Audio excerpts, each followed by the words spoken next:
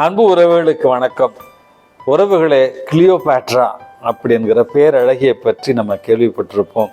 Cleopatra என்றால் எகிப்து தேசத்தினுடைய பேரழகி. அவளை மாதிரி இந்த உலகத்தில் ஒரு அழகி யாருமே இருந்ததில்லை அப்படி என்பதுதான் மக்கள் பொதுவாக பேசுகிற சில விஷயங்கள்.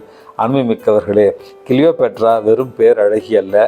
நாம் நினைப்பது போல எகிப்து தேசத்தை சார்ந்தவள் அல்ல கிளியோபாட்ரா. கிளியோபாட்ரா கிரீஸ் தேசத்தை சார்ந்தவள். கிளியோபாட்ரா பேரழகி தான்.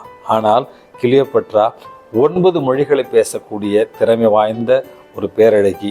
கிளியோபாட்ரா கணித சாஸ்திரம், வான சாஸ்திரம் இவற்றில் சிறந்து விளங்கிய ஒரு பேரழகி.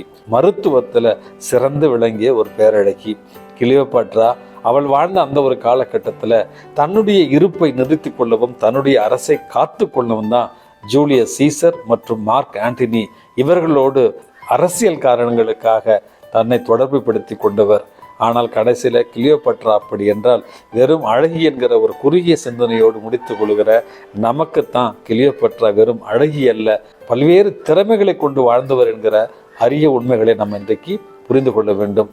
அன்புமிக்கவர்களே, நம்முடைய வாழ்க்கையில் கூட பல நேரங்களில் நம்மை வெறும் வெளிப்புற தோற்றத்தை கொண்டு ஒரு சில பேர் நம்மை பற்றின ஒரு உருவகத்தை உருவாக்குவார்கள்.